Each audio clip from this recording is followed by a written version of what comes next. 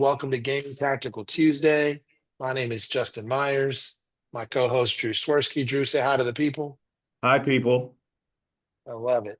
We are joined by Pauly Campanaro. Pauly Campanaro is literally one of the best prospectors in the country.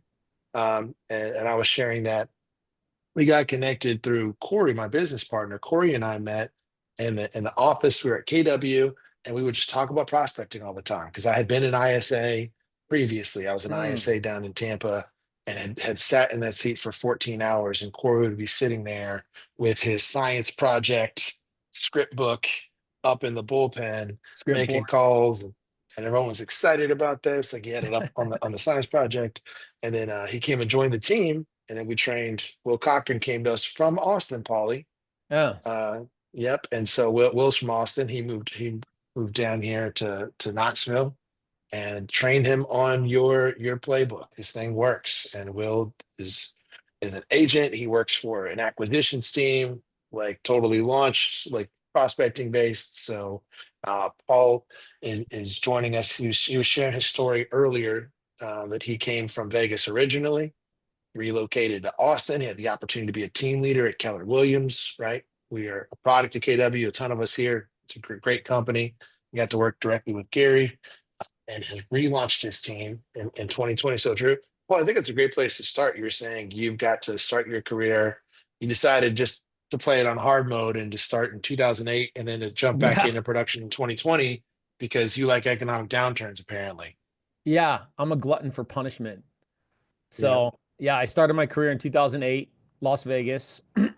Perfect time to start your real estate career for anybody who wants to be tortured. So, Las Vegas, like a lot of those other Sunbelt states, was just pummeled, and we were seeing, 1, 2, 3% depreciation a month. And that turmoil lasted for 5 years. It was just terror. 98% of sales were short sales or REOs, bank owned properties, right? So it was just a mess. And yet in that, I still got in 2008 being my first year full time in the business. I got to 100 transactions within 3 years. And the playbook, that you guys are referencing, honestly, it's just a compilation of a lot of other coaching and training that I got that helped me fast track my business and create more relationships, create better conversations, and then format strategy so that I could create a duplicatable process. Because then I at that time, Justin, there was no term ISA, like it didn't exist. All I knew is that there's an investor who goes, "Hey, you seem like you got your stuff together. Can you lead my acquisition team?" And all I did was implement what I was doing and know that because I tracked my numbers and I was intentional about my business, that if I could do X, then I could probably find somebody to do Y, 25%, it was like 25% of what I could do. And then I just did the math on, well, what would that mean then to be able to take 20 or 30 listings a month? And so that's where the idea of like, all right, well, let's hire somebody to do that. The term ISA didn't exist. And then fast forward years later, it's like, oh, okay, well, I was doing that back in '08, and we were able to create a business that had a compound effect based off of systems and models because real estate, ultimately is a numbers game, and it is based on relationships. And so, but how do I format that into a business so I can create a duplicatable process? So did that, and then got really good at that. The market turned and shifted, and so we weren't doing short sales and REOs as much. In that, got really into coaching and training, and then KW recruited me to Austin to be the team leader here. Did that till '08, and then I'll tie this into the glutton for punishment statement, which was I stepped down from the team leader role in 2020, and lo and behold, the pandemic.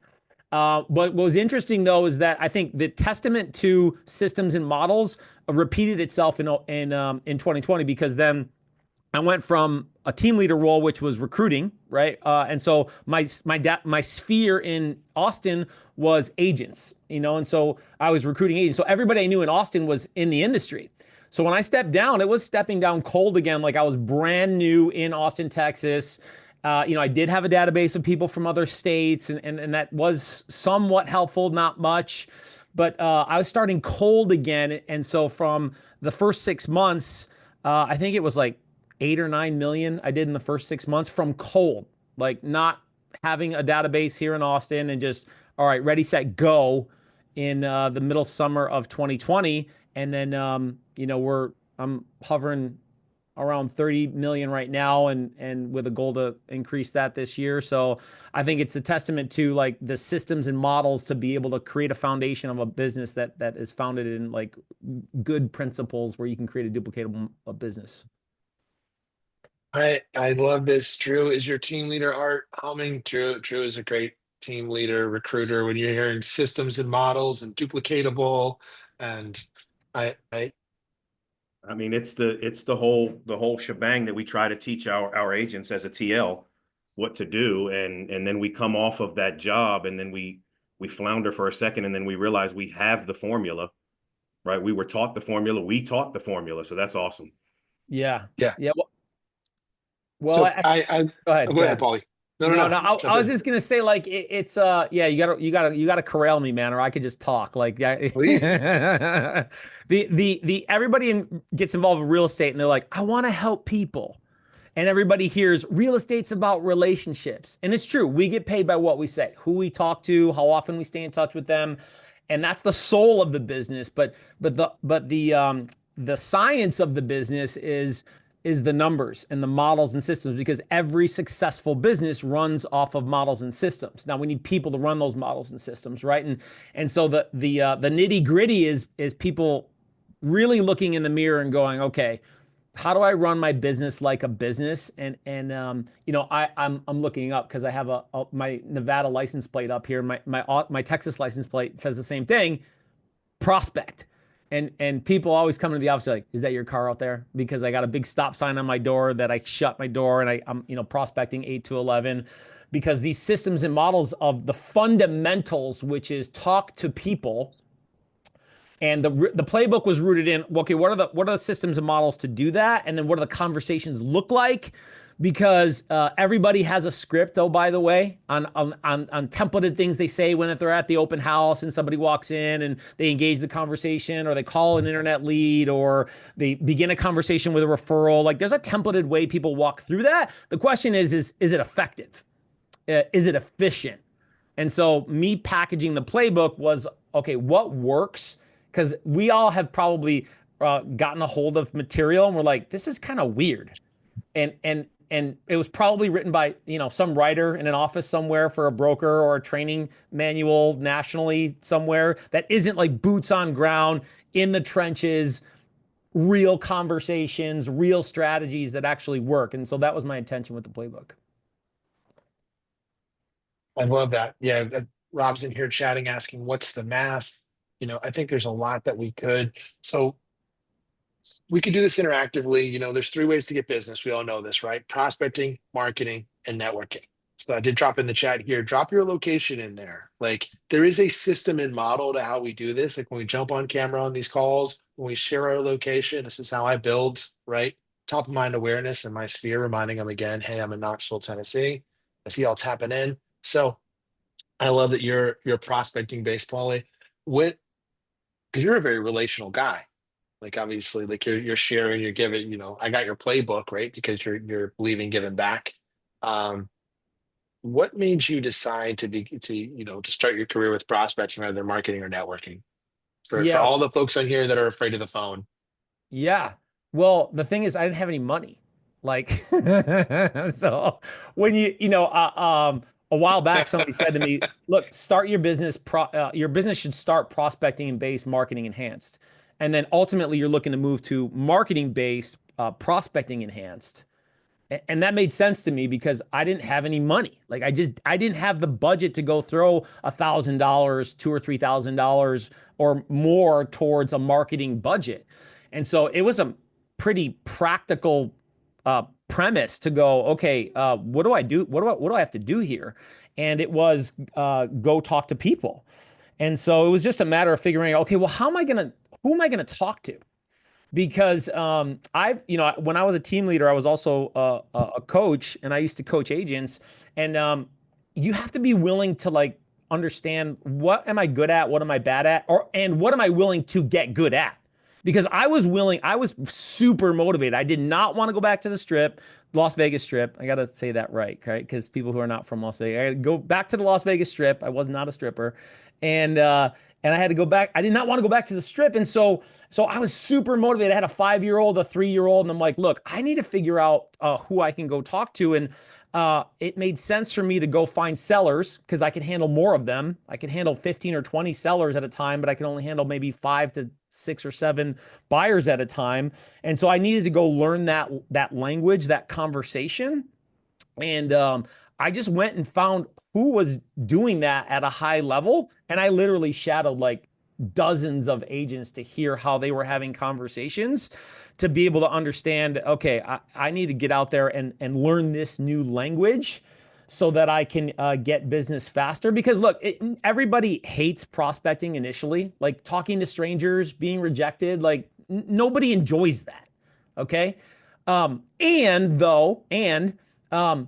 it can pay a lot of money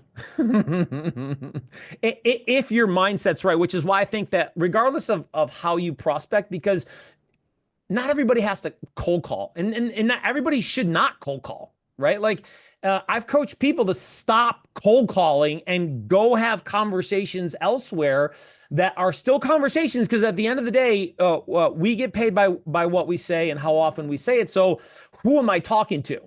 So you don't have to cold call, but you do have to do one thing. You got to go talk to people.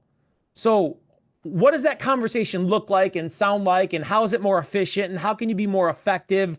And then figuring out what you're willing to get uncomfortable with, because, oh, by the way, it's all uncomfortable. Talking to open house people who are not so receptive to you is uncomfortable.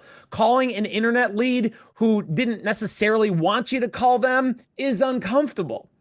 And so when you're able to get comfortable in the uncomfortable, then you can figure out how to be more efficient and effective in that conversation. And then that's where you start, the opportunity is to start making some money. Hey, Pauly, I have a question. When I'm coaching agents, doesn't matter new or seasoned, I always say people love the prize, not the process, right? And that's one of my favorite things to say to people. When did you realize that, like, because I can tell you love the process. Now, like when did that hit? Yeah. Like, hey, man, I gotta love this process, because people can feel that, right? I feel it. Yeah. I feel like you love it already. Like, I want to go prospect right now. Yeah, for sure, Drew. You know what I say is I say everybody wants to go to heaven, nobody wants to die. Everybody wants the reward, but nobody wants the work, man. Right. And they say they do until they get that first person who tells them to go kick rocks in a not nice way. Right. Or they get ghosted, and when they thought they had a good conversation at that open house, and now they're like left out in the cold, right? Like won't return my phone calls. You know what it was, Drew? I think it was recollecting having a right at the beginning where I didn't have any money. I put coaching on a credit card. And I looked at it like student debt. I'm like, okay, I'm going to pay for this. I was paying $1,000 a month, which is low now, like $1,000 a month for a 30-minute call once a week. And my wife was not happy about that. Right. And yet I did. And I do see it as I was paying for education, which I was, because at some point I got to the point where I made, I don't recall what it was, the amount, but I made like 15 or 20 grand in a month. And I'm like, wait a minute. I'm getting paid to talk to people. And I came from a blue collar background. My family were, my uncle was president of Teamsters in upstate New York. Like he knew Jimmy Hoffa. I worked driving trucks and loading, cases of wine and liquor into a dirty old dark truck, for 8 hours a night. Working the PM shift. And so I know what hard work was. And for me to make 20 grand picking up the phone, I'm like, well, wait a minute. This could be pretty good here. And so I think that again, to not narrow down this cold calling concept, is that like conversations with strangers is uncomfortable. And if I can come from the right place with my identity, because it starts with that is like, who do you think you are when you're doing this? Because if you feel like you're being salesy or you feel like you're being pushy, because then you are, and then that energy, you're weird, and then they're weird, and two weirdos don't equal an appointment. Right. And so how do I create these conversations to be more comfortable, more confident, and how do I come from contribution? And so and that's what the playbook is about, is having conversations that start naturally with good intention. Hey, who are you? No, I'm gonna go existential for a second. First, who am I? Because if I have who am I solidified and founded, which is like, look, I want to help people. I don't want to convince people. I just want to help people. So if I can figure out who actually needs the help in spite of salesperson stranger, because that's what I get initially, right? Is that I'm a salesperson, I'm a stranger, even at the open house, they can smell the commission breath. And so if I can create conversations that come from contribution and break the ice to figure out, can I help you or I can't help you? But I'm going to found the conversation in that and not worry about being attached to the outcome. And that's tough to do when you first get started and you don't have any money. Because like every interaction is like, I really need this to work out. So being really intentional with your mindset about who am I? All right, that's in concrete. Now understand who are they? Like, they're people who've gone to 10 different open houses and everybody's begging for their email, or they're talking to salespeople, 50% who've done 0 transactions the last 12 months, and they can smell the commission breath. And so they think I'm one of them, right? Is to understand who they are so that I can move past some of these challenges that are happening emotionally and psychologically in my mind and in their mind. And then once I have clarity with who I am and I understand who they are, then I can have better conversations. And then if I just repeat that process, because the biggest thing people can take away from this conversation here is, look, you can make money, a lot of it, if you have more conversations. Now, the awesome thing about real estate is there's lots of different places you can have those conversations. You don't have to cold call, but you have to have conversations. I think the road to yes is paved in those anyway. Yes. And that's, maybe you're a D like me and it's like, yeah, okay. But for those I's and S's, like, that hurts, and it hurts us too. We're a little more apt to like kind of brush it off. But I's and S's, like, it's understanding that, I can't help everybody. And this is not about convincing, it's about sorting. And if I understand that not everybody's going to need help, and this is for the I's and the S's out there, and I'm talking disc profile, right? So if you don't know disc profile, go Google it. There's tons of personality tests out there and formats, but that's a simple one. So I'm just going to use it.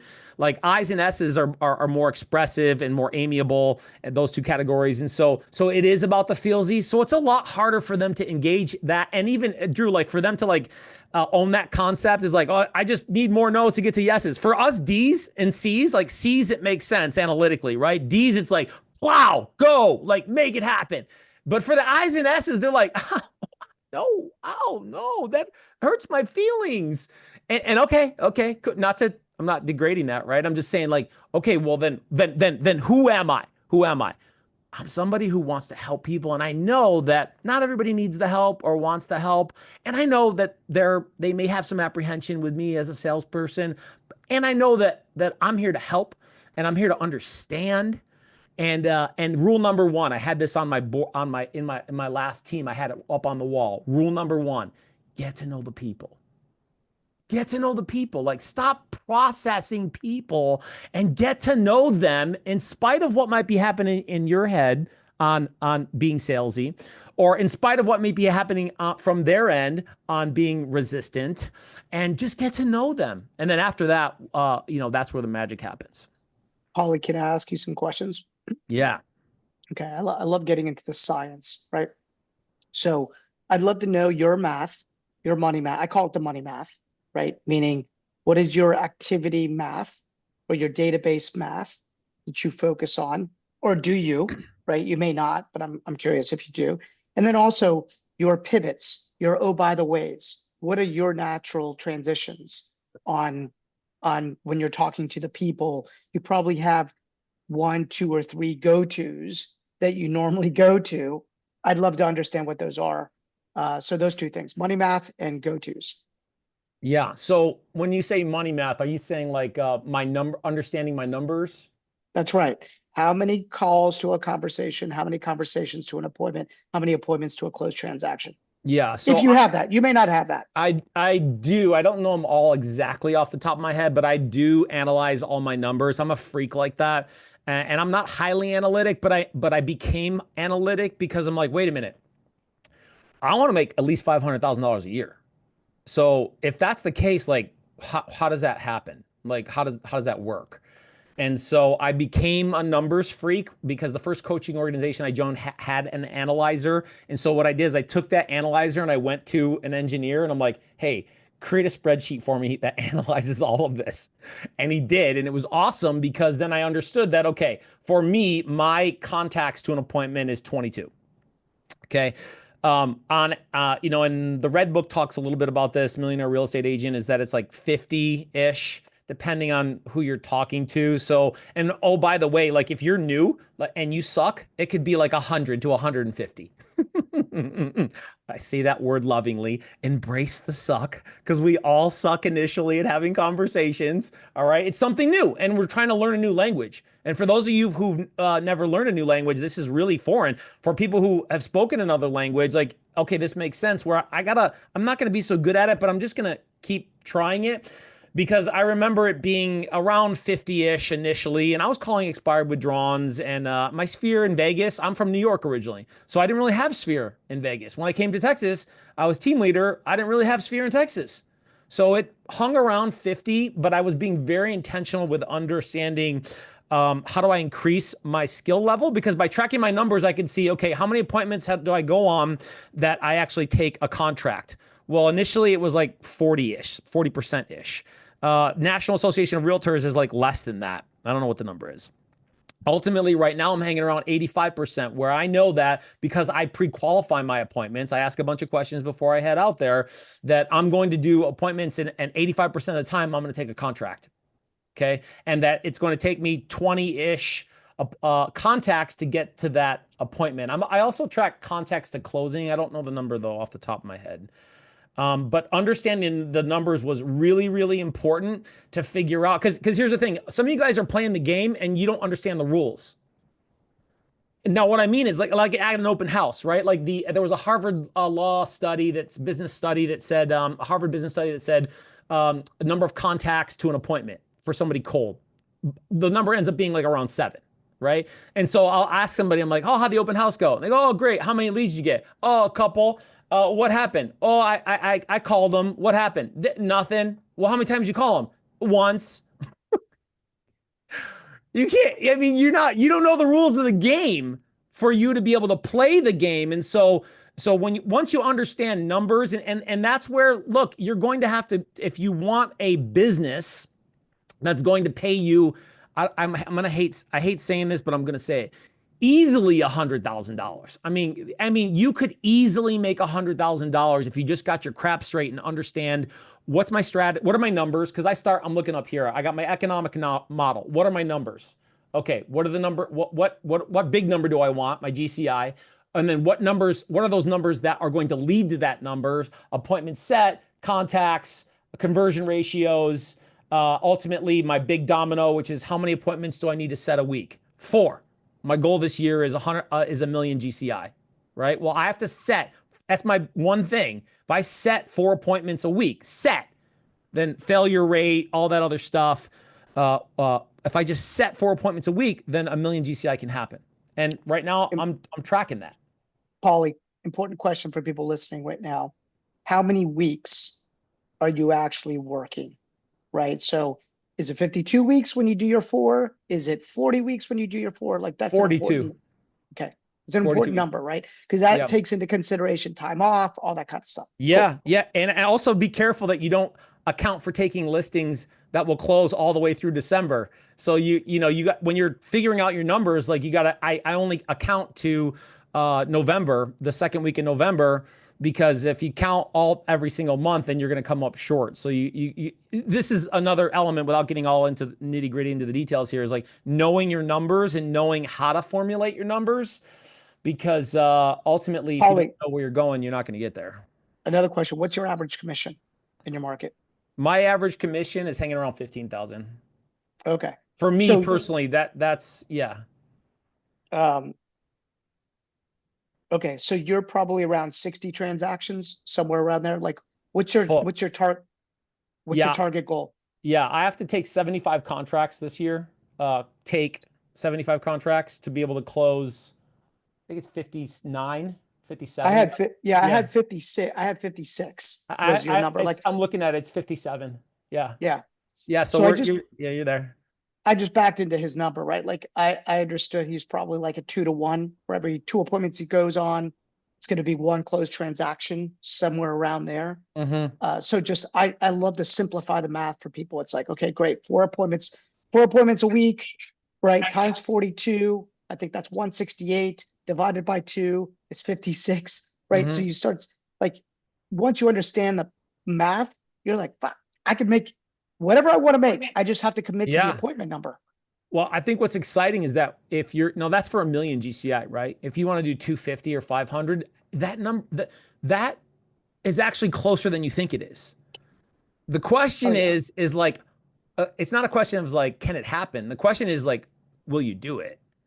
Because how many conversations do I need to have? Well, you can figure out how many conversations you actually need to have based off of your, where you're at right now. And you can start tracking that. You already know right now, around 50, if you're terrible, it could be more. But then here's the good news. You can create a compound effect on being able to shorten that number by paying attention to your skill set. Because we're talking strategy now before, right? Is your skill set on being able to create more conversions with a more fluent ability to speak real estate. I've got this is a perfect segue. So when you said this, I saw Corey nodding. Corey, like, just real quickly, tell the story of the first year, because I love it. It's like how many deals did you do your first year, and how long did it take you to do your first deal? Yes. Excuse me. Thanks. So I got started in January of 2019. I was new to a market, didn't know anybody. So for me, it was just jumping into prospecting. It took me 3 months to get my first listing. It took me 6 months to get my first paycheck. So it was June of 2019, like the first week of June, that check in hand. And that was it for me. It was all I needed was oh, I can just go make money by, like you said, Paul, picking up the phone. I came out of kitchens. And so I was like, I'm not going back to working in 100-degree kitchens. And it's like, no, absolutely not. So the latter part of that year, the last 6 months, I closed 17 transactions and doubled it the next year. Awesome. Yeah. But that was prospecting based. Is Ricky Caruth and Pauly C, right? 100%. I mean, I found Paul by doing what most people do when they're wanting to learn something, is go to YouTube University, right? And found some script practices and role plays that Paul was doing there, watching some recorded calls. So you're making expired calls and things like that. And my wife used to tease me because it's 10 o'clock at night and I'm watching. She's like, are you really watching somebody make phone call? I'm like, yeah, for sure. Because it was game film for me, right? I needed to understand what's going on. And they say this is what happens here, which would help me out the next day. And so it's just funny, look back on it. So that was the first year though. It was just a compounding effect though. It was definitely heavy lead generation. I mean, I was definitely understood the math too. I'm just going to go for listings and just the rest of it will take care of itself. It took me 6 months to get the first check, and then 17 for the latter half of the year. Yeah, I think one thing people got to be really, really careful of is there's this allure and draw, because everybody wants to hit the easy button to go out and make TikTok videos and be a YouTube sensation. And I'm not knocking that. That there's success in that. There absolutely is success in that. It's just, if you need a check soon, there's nothing replaces you going out and talking to somebody. Nothing replaces that. And that's never going to go away, by the way. We're never going to go swipe right for a realtor. Like it's just, we're human beings. We were created for connection and for conversations. And so people want that. Like they don't want to go negotiate with the seller. The last thing a buyer wants to do is go negotiate with a seller. Like they want somebody, they want an intermediary, right? So you being able to figure out, how do I get better at talking to people with, and then fill in the blank on how you're going to prospect. Because that's the one thing that won't go away is that I want to help people. Real estate's about relationships. Yeah, but the conversation is the relationship, not the text, not the DM, not the email, all good things. It's the conversation that's the relationship. And when you get good at that, nothing replaces it. And now you have a superpower. Your ability to turn conversations into opportunities and turn, first turn conversations into relationships and turn conversations into opportunities long term. So Rob asked me something though before on my go-tos. What was it? Give me some clarity on that, Rob, real quick. I find that we all have talk tracks. You found a talk track or several that have helped you get into the relationship that you want, right? So it could be the, oh, by the ways, have you talked, like what are your go-to talk tracks? Yeah. Things that I say that help move things forward. Yeah. One, I'll give you two things. One's a strategy and I'll give you one line. One line that I use all the time is like, hey, you're not going to do anything unless it makes sense for you. Correct? And I don't always use it as a tie down, like correct. Hey, I appreciate you're not going to do anything unless it feels right. Amiables, expressives. Hey, I understand that you're not going to do anything unless it makes sense. Drivers and analytics, but like it's I used to call it the not confrontational close. Hang on one second. Words matter. You understood how to say the last part of that to the expressive and to the drivers. It's big. Right.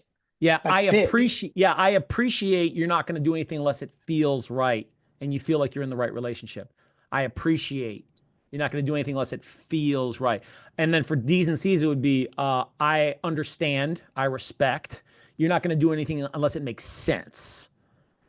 And then I might tie it down, I might not, depending on the momentum and the where we're at in the conversation. But it's this. I used to call it a non-confrontational close, where I'm like, hey, everything's in your hands, and this is about what you want and where you're at.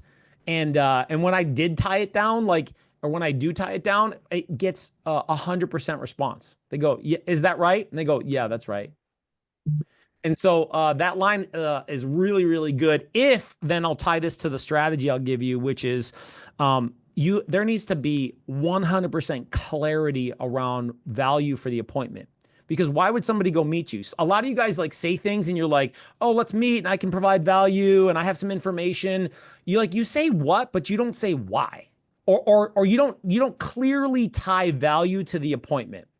You may say, you might say something about yourself, but look, the more often you treat prospects, people like children, like make it simple. Provide clear value for them, because they're not going to go to the appointment because you have some information. Information's everywhere. They're not going to go to the appointment because you say something nice. Like, it needs to be clear value. So I'm looking up at my whiteboard, and I often do this because I remind myself, and I know what they are. But for me, there's 6 points of value that I'll use, and I might use multiple pieces of value, or I might just use one. And I go, hey, look, Rob, here's what'll happen for when we sit down. Here's what'll happen when I share some more information with you, because I don't want an appointment, right? Because an appointment to them equals commitment. And I'm not trying to convince anybody anything. I'm just trying to get to a point where we could really have a real conversation. And so I'm using this language that's more comfortable, a little bit more casual, but certainly I got to have some value tied to it. And the value in the 6 points of value are clarity, certainty, options, inside market information, market data, right?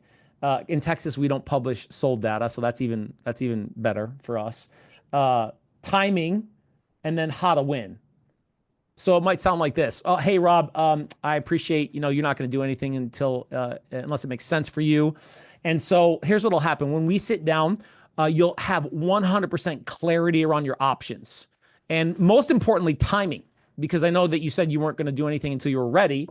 And so this will be a huge benefit for you to have certainty on how to move forward. What works better, Tuesday at 4 or Wednesday at 6? Now, I've assigned clear and distinct value to them, and I can use any one of those 6 specifically catered to them. I can stack them on top of each other because a lot of times they may even still resist a little bit, and they need just a little extra pat on the back and go, hey, it's okay. We can just sit down and talk, because all you need to do is get them to a point where you can have a presentation or consultation, either one, to be able to move forward. We got a question from Matt Magel. Hey, Pauly, thanks for coming and sharing this morning, buddy. You're an hour ahead of us, so appreciate your squeezing us in before your lead gen. Prospecting is one of the most powerful ways to start growing your database. You talked about it in your story of not having anybody in your local area in 2020 and needing to kind of, hit the phones and start getting some money coming in. One of the things I've seen prospectors underemphasize, and I'm just wondering if you can give some thoughts about how to do it well, is to transition, cold relationships that you start through prospecting into your database and have, longer term nurtures of those have mets, so to speak, as opposed to just kind of staying on the treadmill of, I just got to get up and grind every morning. What have you seen work well to to go from knowing nobody to really fleshing out a database and maybe even teaching those who are interested in prospecting how to transition that, not to say you stop prospecting, but how to transition it into a reoccurring data bank, a book of business that you can run. Yeah, that's good. Thanks for that question, Matt. That's a big thing on going from prospecting-based, marketing enhanced to ultimately where we all would like to be, which is marketing-based, prospecting enhanced. And we're seeing that right now because I'm getting a lot of responses, call-ins, response to the email campaigns.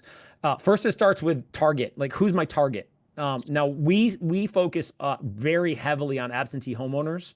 We call them non-owner occupieds.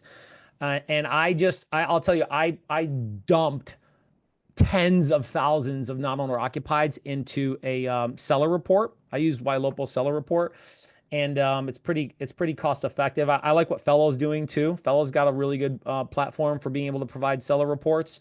And look, seller reports are important because everybody looks at them.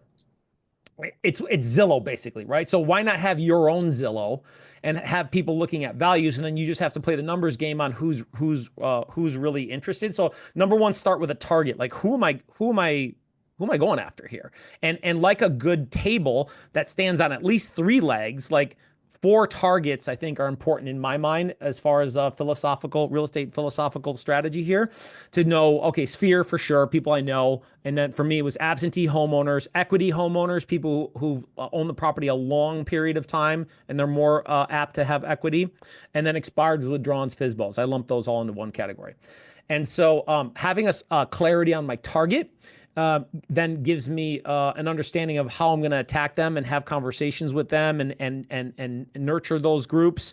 Because while we've put tens of thousands of people into the seller report, ultimately we're only going to nurture people who are defined as a lead. And for us, a lead is, are you going to buy or sell real estate within the next 12 months time frame? And then would you consider our services in the future?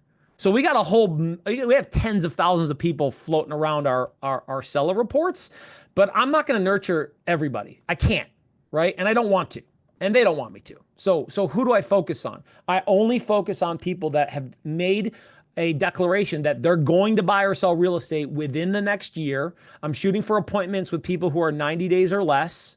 There's exceptions where I may go see people before then. And then because I categorize them: hot, which is 0 to 30 days; watch, which is 1 to 3 months; 2 to 6 months. Watch is 2 to 6 months, and then nurtures are 6 to 12 months. So they're going to sell real estate, buy or sell real estate. They're going to do it within the next year, and I've gotten verbal confirmation that they'd consider my services in the future.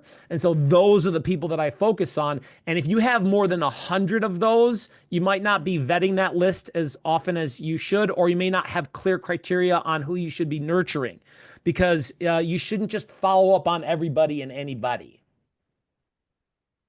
I don't know if that helped with clarity, Matt. No, that's good. And do you eventually, you talked about being marketing based and prospecting enhanced down the road.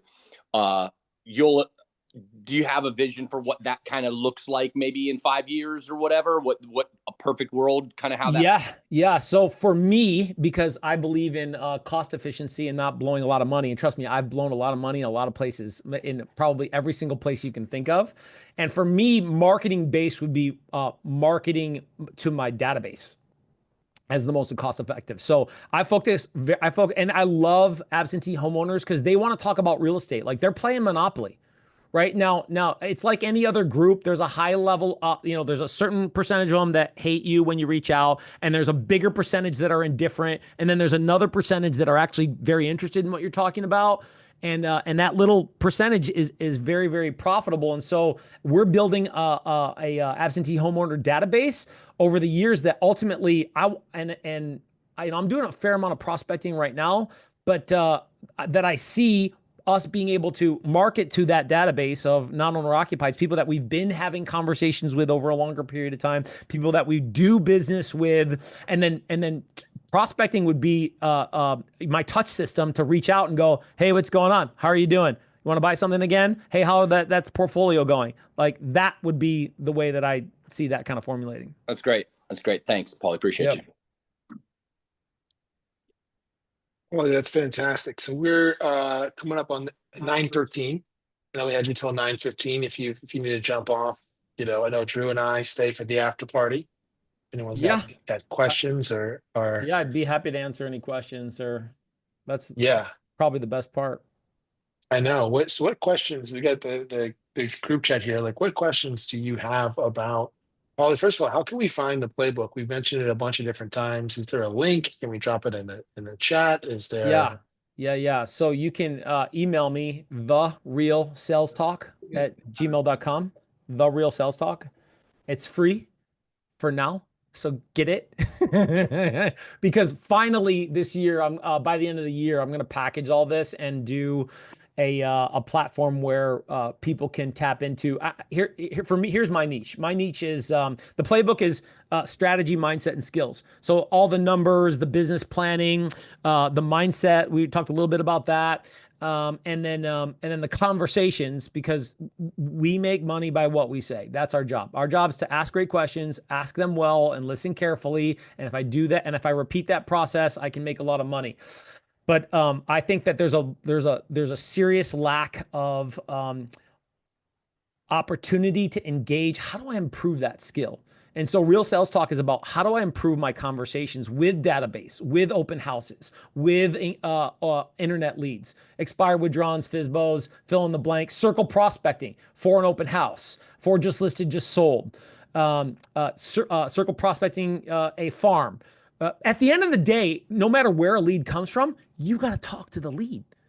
So with Real Sales Talk, and there's a YouTube channel that I have that a lot of you guys have already engaged, where the playlist can with specificity zero in on sellers, buyers, role play, open house, conversations, because in that community I'm doing now for free is a role play session every Thursday at noon. But Real Sales Talk has all that as far as like where you can go and engage, because the conversation is the relationship, and everybody wants to game up on being able to have better conversations. I love this. I just found it's not the Real Sales Talk dental sales training, just to be clear. It's not.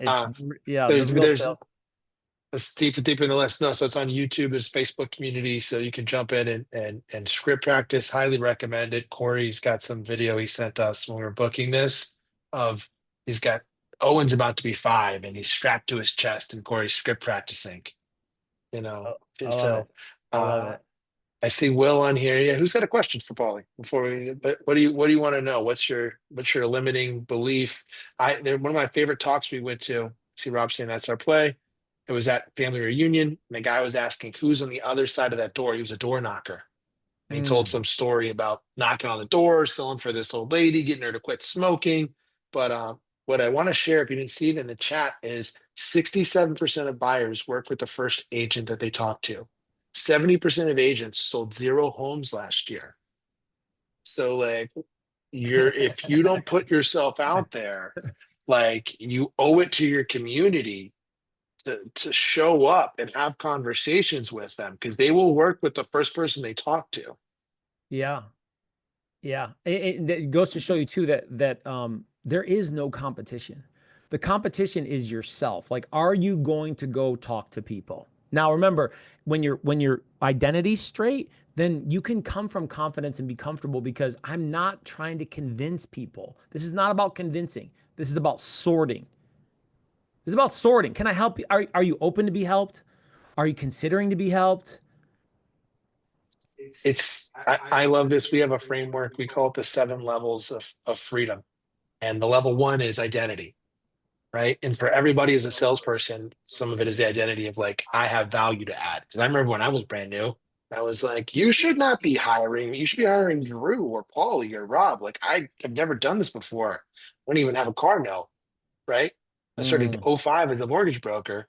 And so that's a big thing of like, do I have something of value to contribute? Like and we underestimate, I think, Yeah. fiduciary responsibility. Like, Yeah. just the fact that I'll look out for your interests that's where I started. I was like, man, well, I know I can look out for you. And how do I get the resources to do that? Yeah. Listen, it's hard to make calls if your identity is that where you think that you're taking something from somebody. It's incredibly hard to talk to people. But if you feel that you're actually giving to people, Yeah. if you feel like you're actually helping somebody, then it's easy to pick up the phone and to talk to people because your identity is that of a giver, right? So we go back to that piece is an incredibly important piece to get right in your head. Yeah. Before you get out there. You know what, Rob, too, on that is that think about this. 50%, 50% have done 0 transactions. A heavy, and it's really, they say 5%, but honestly, it's like 1% of the agents do like 95% of the business or 99% of the business. 5% do 95%. It's, if you really look at the numbers, it's like 1% does like most of the business. So here's the context for newbies is that like most of the people out there who are doing this business are not doing it well. I mean, it is significant percentage where if they're talking to somebody else, probability is that person's not being intentional or strategic or being resourceful. And so there's the opportunity, there's the margin. The margin is like nobody's doing anything. Like so the what you don't know are all latch on things. Like contracts, figuring out to do what you get the listing, like presentation. Okay, those are all latch on things. You know what's not latched on though? Your heart, caring about wanting to help somebody and then figuring it out because you as a mother, you've been resourceful. You've figured some stuff out. You've overcome like craziness as somebody who hasn't been in this job and on the other side with some other profession, like you have the fundamental essence and things that can make you successful in real estate. You haven't maybe closed a transaction, but as far as like your intentions and elements of character and of skill, there's things that are transferable that would allow you to be successful here. There's a lot of opportunity if you have the right, if your head's in the right place. And I think that when most people start, there's a limiting belief, like I'm a salesperson, I'm gonna be bothering people, I don't like being called, all of that, all that stuff. Yeah, to this day, still, I have daily affirmations for prospecting. I have daily affirmations for my life, like who I am as a person, and then my why statements. My why statements that I got from a coach who coached multi-million-dollar CEOs. He came in. He was a guest speaker at one of our masterminds, and he goes, "Look, who am I? What do I want? What am I willing to do? Ask yourself those three questions and really ask yourself those three questions and dig in on those. And I read those on a daily basis to go, okay, drama, insecurities, doubt. Because, oh, by the way, like what you're experiencing as a newer agent, we still experience that down the road, just in different ways. And so recalibrating my mindset to who I am, who I believe I was created to be, what my purpose is. When you have, and I'm doing that audibly, right? To be able to speak that out. Sometimes I'm writing that out, because when your physicality, when your psychology matches your physicality, right? What's it? Physicality and psychology. I'm not saying that right. But when your body's aligned with your mind, look out, you run through walls. I love that. We have affirmations, and my favorite thing I like to share is like the great thing about affirmations. Will is on here. We made Will do affirmations. We made Corey do affirmations. Is like I have found that affirmations work whether or not I believe in them.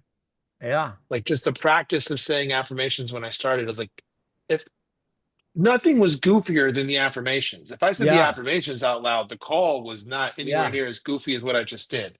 Yeah, 100%. It feels weird initially.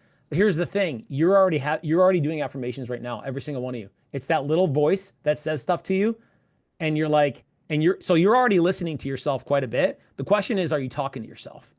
Because What's your favorite affirmation, Pauly? for prospecting, it's I'm a powerful communicator. For my and I got it right here, right? Is today I'm grateful. I live in gratitude and service. It's number one on the list.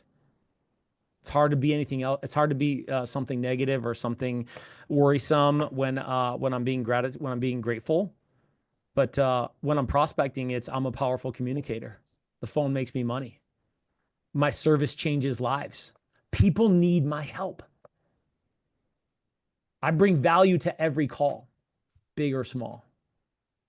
Conversations make me money. Amazing real estate deals flow to me easily and abundantly. Those are some of Yeah. ours.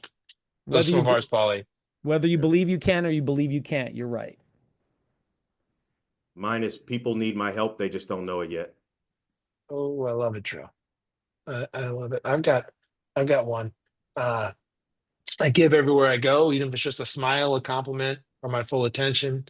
Listening is the best gift I can give everyone that I meet. I love it. Yeah, man.